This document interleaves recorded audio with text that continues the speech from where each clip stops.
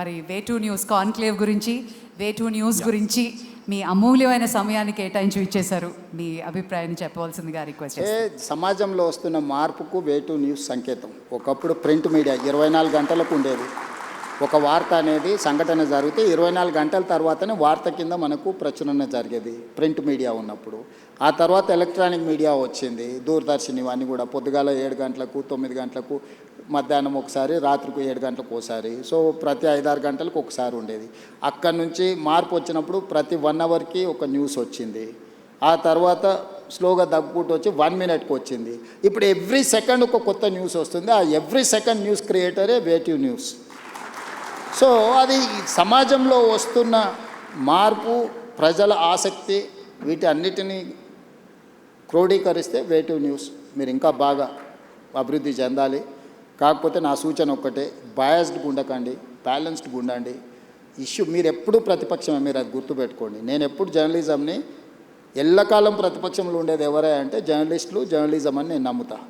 ఏదో ఒక పక్షం తీసుకున్న రోజు దానికి ఉన్న గౌరవం తగ్గుతుంది. దయచేసి వే2 న్యూస్ కూడా నా సూచన ఒక్కటే, వ్యూస్ పెట్టకండి, న్యూస్ పెట్టండి. లేకపోతే ఇష్యూస్ని మీరు విశ్లేషించండి. దానివల్ల మాకు కూడా ఫీడ్బ్యాక్, కొన్నిసార్లు మాకు కూడా ఫోకస్లు ఉండదు. అంటే నేను ఒకటి అనుకుంటాను ఇట్లా వెళ్తే బాగుంటుందని, కొన్నిసార్లు దాంట్లో ఏదో ఫ్లా ఉంటుంది. మీలాంటి వాళ్ళు సీనియర్ జర్నలిస్టులు కూర్చొని విశ్లేషించి ఒక ఆర్టికల్ పోస్ట్ చేసిండ్రు అనుకో, మాకు ఐ ఓపెనర్ అవుద్ది.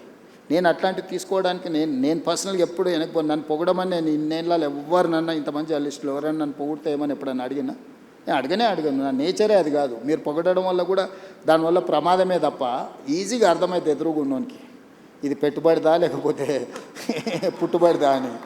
సో పెట్టుబడితో వచ్చేటివి మనం పెట్టుకునే సోషల్ మీడియాలు మనల్ని, ఇప్పుడు మనం పెళ్ళికి బ్యాండ్ అదే ఇవాళ రేపు పాటలకు పిలుస్తారు కదా, వాడు మన అడిగిన పాటలే వాడతాడు, మన చెవులకు నచ్చినట్టువే వాడతాడు. సర్వేలు కూడా మన డబ్బులు ఇచ్చి మనకు కావాల్సినట్టు చేయించుకొని మనమే నమ్మి ఆ కాగితాలు పట్టుకొని తిరిగినోడు ఎవరు ఏం కారు. పబ్లిక్ నుంచి ఫీడ్బ్యాక్ తీసుకొని మీరు చెప్పదలుచుకున్నది చెప్పి, ప్రభుత్వానికి కూడా ఇందులో ఈ ప్రాబ్లం ఉంది, ఇక్కడ మీరు చేసిన నిర్ణయాలలో లోపం ఉంది, దీన్ని ఇట్లా సవరిస్తే బాగుంటుంది అనే లైన్ ఇచ్చింది అనుకోండి, అది లాంగ్ రన్లో మీరు కూడా సర్వైవ్ అవుతారు, సమాజానికి కూడా మేలు జరుగుద్ది. అప్పుడు ఎవరైనా అరే వే2 న్యూస్లో మా సమస్య ప్రస్తావిస్తే మాకు పరిష్కారం దొరుకుతుందని అనుకుంటారు. సో నా సూచన, యాజమాన్యం ఇక్కడ వరకు సక్సెస్ స్టోరీ ఉన్నది, దీన్ని ఇంకా బాగా రాణించాలి. మీరు జాతీయ స్థాయిలో ఇప్పుడే ఇంగ్లీష్ వెర్షన్ కూడా మీరు ఇచ్చేసిండ్రు. నేషనల్ పాలిటిక్స్లో కూడా మీ రోల్ ఉండాలి, మీ పాత్ర ఉండాలి. రాష్ట్రానికి, దేశానికి గౌరవం తెచ్చే విధంగా మీరు పనిచేయాల్సిందిగా కోరుకుంటూ యాజమాన్యానికి శుభాకాంక్షలు తెలియజేస్తూ సెలవు తీసుకుంటున్నాను. వాల్యుబుల్ సూచనల్ని వే2 న్యూస్ ఫాలో అవుతుంది సార్. Thank you.